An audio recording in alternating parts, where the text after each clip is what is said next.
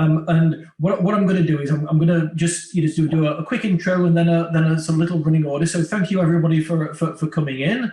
And I was just going to start by saying, so here we are with our brand new Sustainable Huddersfield Future Sustainable Building webinar. So welcome. We will be recording this, so please be aware that we'll be doing that, and I hope everyone's comfortable with that. First of all, what I was going to say was, as we're emerging from our coronavirus lockdown slowly and potentially not quite as surely as we thought we might be doing the other day, then there's absolutely no doubt that the construction industry is going to be one of the key sectors that's tasked with driving forward our financial and our commercial recovery. Maybe sort of even more importantly, it's also a sector that's uniquely placed to bring about a lasting change as well in the way that we interact with the planet and with our communities. And still, of course, maintaining a grip on our 21st century life and all it currently and hopefully in the future embraces. So this event really sort of brings together 3 expert speakers, each with a unique take on what the topic of sustainable building means. And that is from commercial construction and occupancy to pioneering approaches to residential off-grid self-building, and also embracing, of course, the concept of the passive house along the way. So each speaker that we've got lined up here is going to showcase examples of their own experiences and skill sets and share insider tips and tricks and ideas and concepts, together with a few pitfalls maybe of things to avoid. And there'll also be an opportunity to ask the panel questions at the end of the session. And what I'd like everyone to do, please, if you can, is to write your questions in the chat function on the Zoom platform, and then I will field those across to the speakers, if that's all right.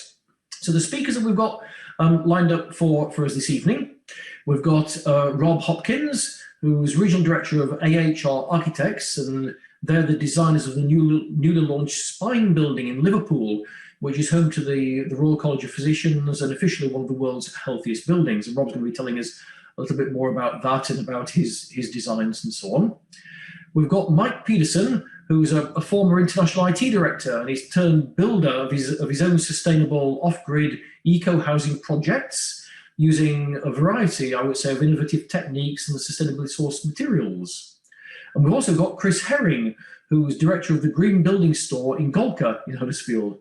That's one of the UK's leading experts, Chris is, of high-performance window design, and he's also chair of the Passive House Trust. So what I'm going to do is I'm going to hand over without much further ado at all to our first speaker, Rob Hopkins. Rob, it's over to you for 10-ish thereabouts minutes, and then I'm going to come across to our next speaker, Mike.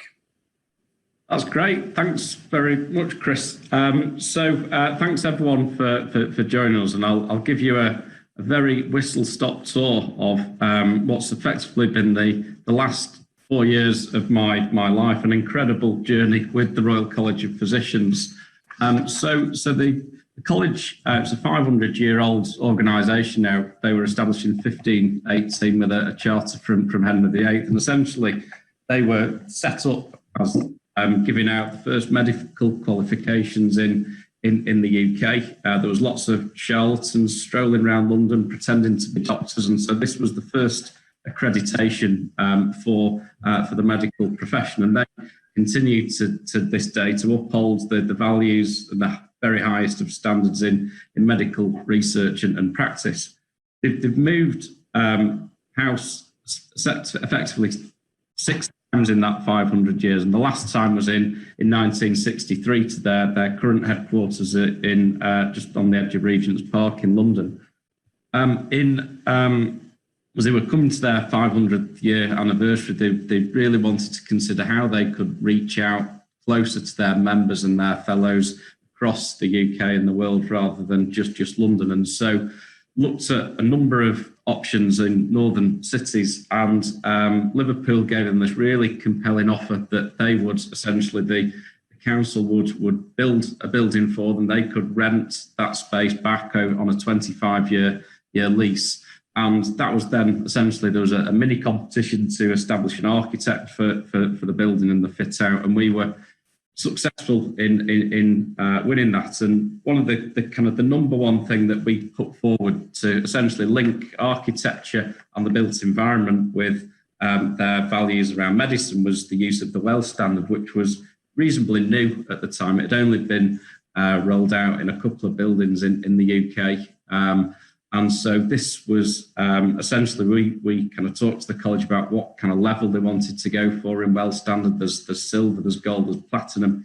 They said we uphold the very highest values, so we have to go for platinum. We've got no alternative. And there's 110 points that you go through in WELL. And what's really interesting from their perspective was that there's 3 or 4 medical research papers that sits behind every one of those. And so it really does link in medical outcomes with architecture and the built environment. What they hadn't appreciated was that the majority of that research had been done in Mayo Clinic and Cleveland Clinic in the US, and it had actually been done by their own fellows. And so they were using their own research that was essentially sort of incorporated into WELL standard. That number down on the left-hand side, that's where we currently are with our points. So we needed 80 to score platinum. We're actually scoring 109 at the moment. So when we say it's one of the healthiest buildings in the world, it really is. And because we just integrated all of the values of WELL into the building at the briefing stage, it really didn't cost us too much to achieve the standard. And it also meant that we could actually, really max out and go for as many points as possible. And very simply, there's 10 areas that WELL standard splits itself into air, water, nourishment, light. You can see those on screen, and you can score a maximum of 12 points in each of those areas. There is more than 12 points available in some areas. There's less than 12 points available in others, but we were really keen to sort of push as hard as we could to just score as many points as possible. So this is the building. It's right in the new Knowledge Quarter in Liverpool. It's a very striking building. The pattern on the outside is called a Voronoi. That was named after a Russian mathematician from the early 20th century that developed this mathematical idea. And essentially, that is the pattern that we have on our human skin.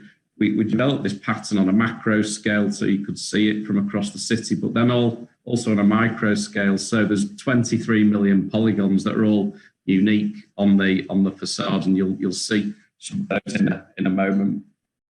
Not to kind of go through every single point that we went for in the building, but we kind of set up this rule that just said you'll feel better when you walk out of the building than when you walk in. And we used WELL standard to make sure that would happen.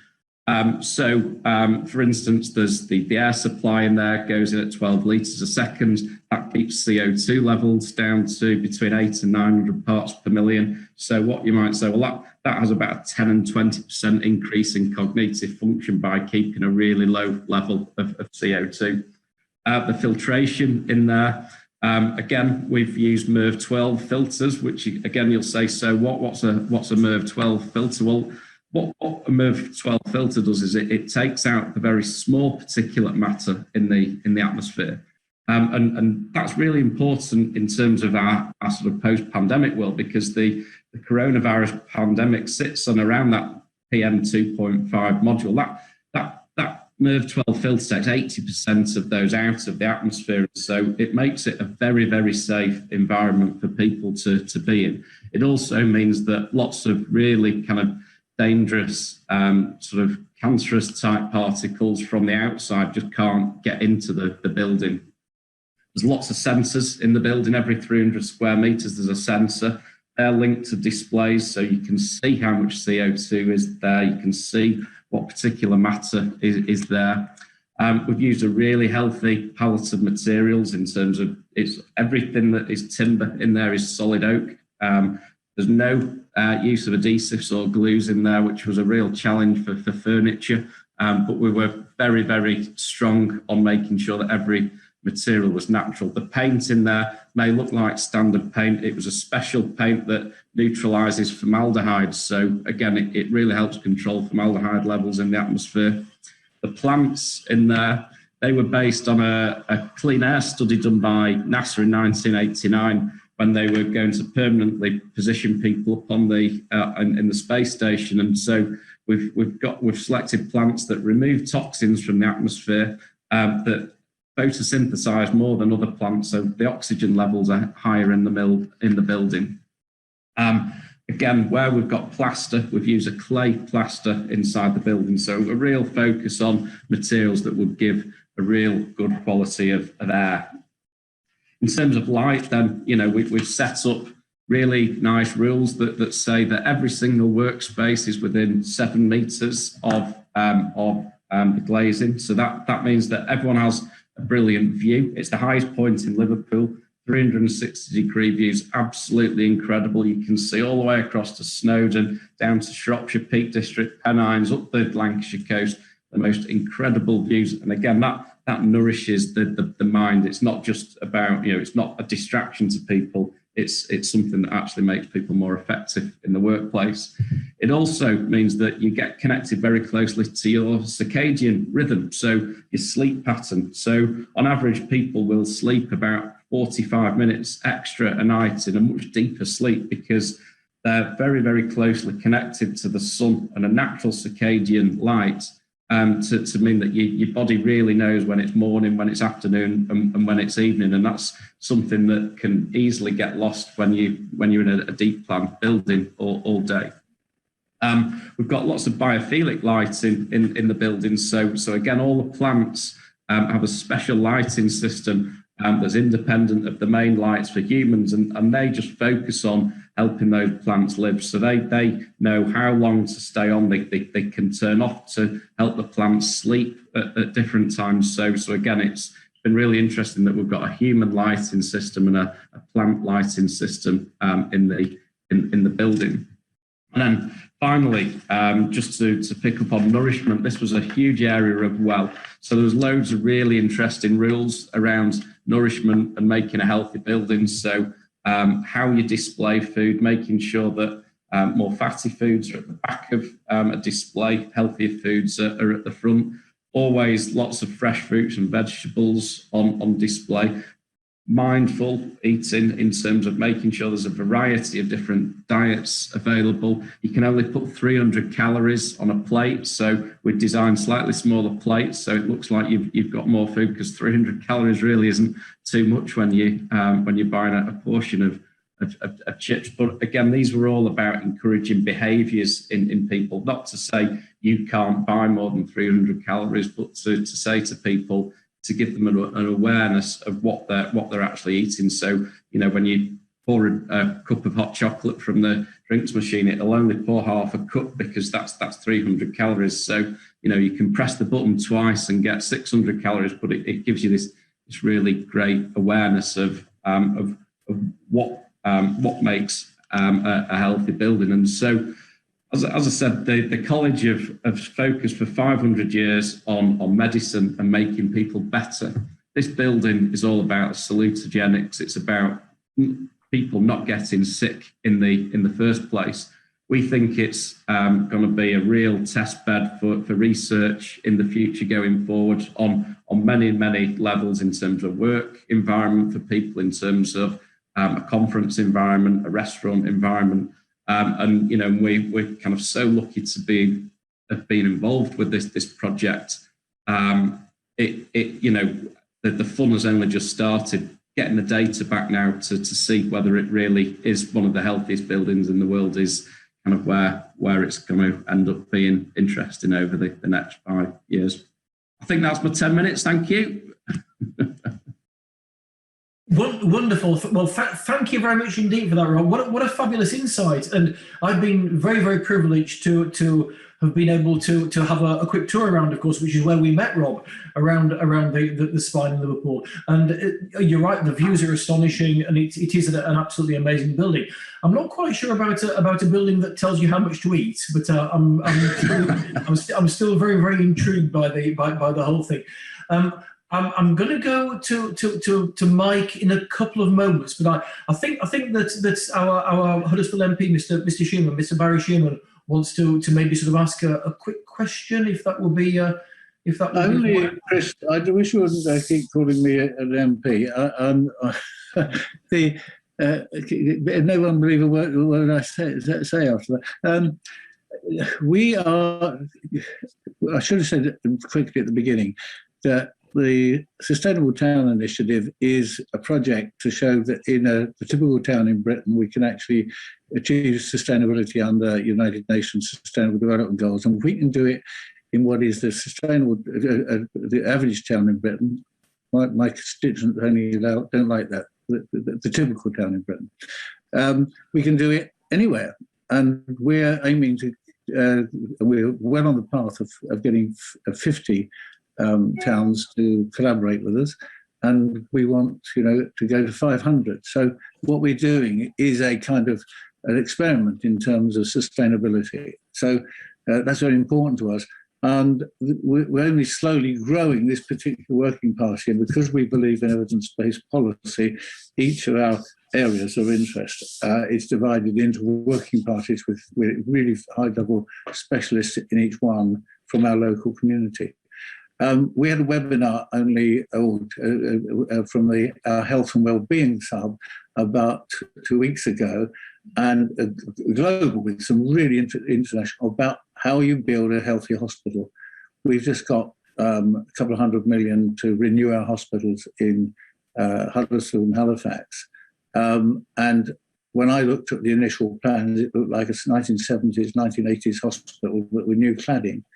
And so we brought together the Health and Wellbeing Group, some international experts say, what does the hospital of the future look like? What's the very best anywhere? And so, what you said just now about a healthy building was of great interest. And I hope that can, there aren't barriers between our groups. And this is our newest group, and it's a fledgling group. And obviously we're going to build more members of it. But other groups that are bigger and stronger at the moment will feed into this as well. So thank you so much for that first presentation. But it touched some really interesting points of conversation that we need to have afterwards, because that hospital project is large, exciting, and could be very, very radical if we do it together. Thanks. Great, thanks for that. Wonderful. Thank you very much indeed, Barry, and thanks once again, Rob, for the fabulous presentation. I've just noticed, by the way, that in the chat already we've got Chris Kenworthy just saying, "Nice work, Rob. I've just signed up to be a physician, so they'll let me in." Well, I'm not a physician, and I had a tour. So if you ask Rob nicely, Chris, then you may get a chance. So, well, again, one of the requirements of the WELL standard is that you have to give public tours of your building to essentially share knowledge with people. So there will be, I have become a tour guide as well as an architect now, so I do a monthly tour of the building. So I think the college are just in the process of trying to set up a proper website to get the visits going, because it is proving extremely popular. No, absolutely, Robin, and quite deservedly. I'm going to